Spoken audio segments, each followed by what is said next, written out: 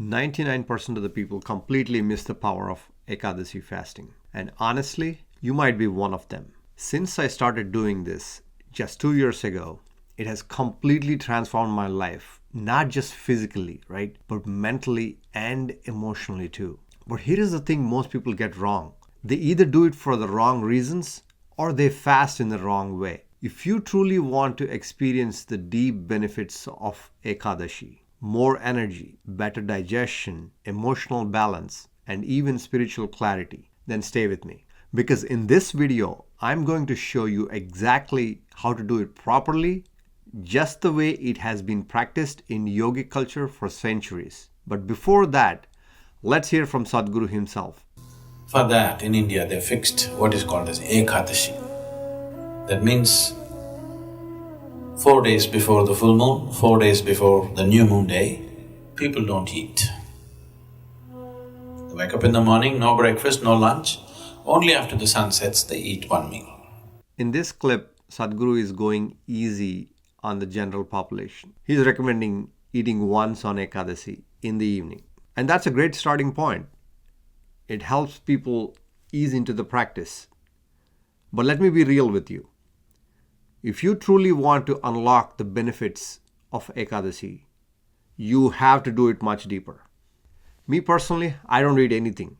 Nothing but water, plain water only. And I'm not doing this to prove anything. I do this because the transformation it brings to my body, to my emotional clarity, and to my mental sharpness is unlike anything I've ever experienced. And in the next few minutes, I'm going to show you exactly why a stricter fast is the ultimate upgrade and how you can also do it the proper way. This is just to allow the system to realign itself.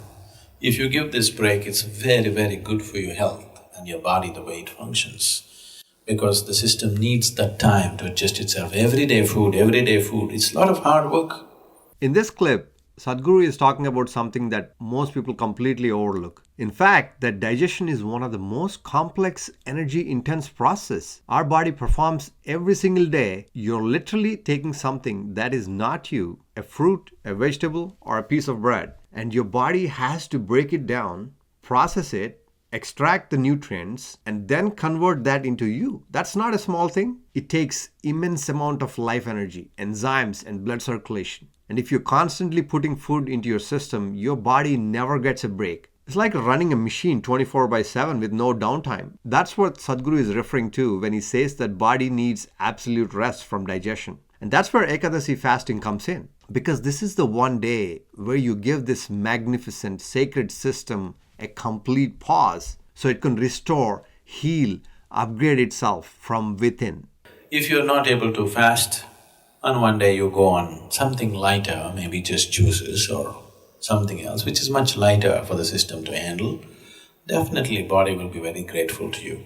In this next clip, Sadhguru is saying if you're new to fasting, it's okay to start light. Have fruits, maybe something gentle on the system, and honestly, that's a great entry point. But I want to give you a very clear message here. If you truly want to feel the deep benefits of Ekadashi, you have to build yourself up to doing a complete fast, just water, no food at all. I'm not asking you to do that tomorrow. I'm saying set a target. Here's how you can ease into it. Let's say in month 1, you have 2 Ekadashis each month, right? Just eat something light, maybe fruits or some small sattvic meal in the evening. In month 2, cut out the meal completely. Stick to just nuts and warm water. By month 3, you're ready to the full version, plain water only. No juices, no fruit, nothing else. And let me be clear, even fruits and juices, though they seem light, they're triggering digestion. They break your fast. They keep your system active, and which it should be resting. Because on Ekadashi, the goal isn't just to eat less, it's to completely keep your stomach silent, to let your entire body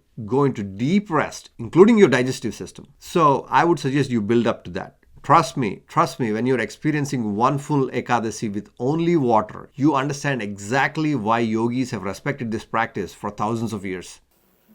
Yes, every day loading it up with cooked food is not a good thing to do. So, in that short clip, Sadhguru is saying something very subtle but extremely important. He says it's not good to push cooked food into your system every single day. Now, let's break that down logically, right? Cooked food by nature starts spoiling much faster than any other raw food. Think about it. Leave a plate of cooked rice on the counter for just 3 hours and it starts to go bad. But leave a banana or a handful of almonds out, they're totally fine. They're not going to be spoiled that easily. It takes days. The same thing happens inside your gut. When you eat cooked food, especially heavy or oily meals, it begins to rot quickly. And your system has to work extra hard to break it down, fight off bacteria, prevent fermentation. That's why yogis often prefer fruits, nuts, or even sattvic food, especially on sensitive days like this. These foods carry less inertia, less bacterial load, and high level of life force. Inertia is the key word here. Cooked food, especially in large quantities, dulls the system. It makes you heavy, sluggish, and mentally foggy. And the worst part, you probably don't even realize how much it's affecting you until you stop. Let's try this as an experiment, right? On day when you have an important task in a meeting or an exam or something that really needs deep focus, right? Skip the heavy meal. Just have fruits or nuts instead. You'll feel the difference. The clarity, the lightness, the alertness, it's not mystical, it's physiological. That's why on Ekadashi, eating raw or fasting completely is not just a spiritual act. It's a way to align your biology with your purpose. So keeping it vibrant, alert, and keeping the body free of pains and problems is important because only then you will seek something bigger. That last line from Sadhguru might be one of the most important things. It's about keeping your body in a condition where it's an asset, not a burden. Think about this for a second. Most people are constantly taxing the system. 3 heavy meals a day, snacks in between, no gaps, no pause, and over time that pressure builds. Your body starts to break down. And here's the scary part. Once your health starts to slip, it becomes your entire focus. You won't care about your goals. You won't care about making money. You won't care about meditation. You won't care about anything. Your entire attention will collapse into one thing. How can I fix this pain? That's what Sadhguru is warning us about. So the purpose of Ekadashi fasting isn't just detox or discipline. It's to make sure your body stays transparent, light, and clear. So it never becomes the thing that limits your consciousness. Your attention is free to go wherever it truly matters. That's why I say don't skip this. You don't do Ekadashi because you have to. You do it because your future self depends on it. Right now, if something starts really paining in your body, just your little finger really starts hurting badly, you are not interested in God, enlightenment, meditation, nothing. You are interested in this one. In this next clip, Sadhguru drives home a crucial point. Even if you have a minor pain, like in your little finger, your entire focus shifts on that discomfort. And that's exactly what you want to avoid. So here's what I do. I truly want to keep health issues out of my life.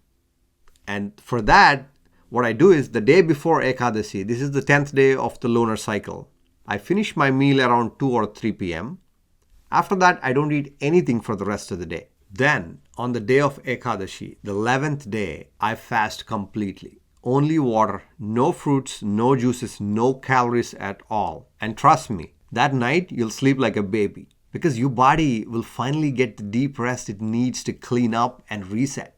The next day, the 12th day of the lunar cycle, called Dwadashi, I break my fast only after noon. Now, this creates a 48-hour fasting window. Now, here's why it's so powerful. Only after 38 hours does your body enter deep autophagy. That's when it becomes eliminating dead and damaged cells. And this alone can drastically reduce your chances of major diseases. If you follow this, I truly believe 99% of lifestyle-related illnesses can be avoided. And more than that, the clarity you'll feel in your mind will be unmatched. Any mental task you do, whether it's thinking, writing, or problem solving, you'll do it better, you'll do it faster, and you'll feel sharper than ever. So don't be afraid of this process. Start slow and build it up. Even doing this just once a month can transform your physical health, your mental clarity, and your spiritual practice in ways you've never imagined. Thank you for watching this video. Happy fasting.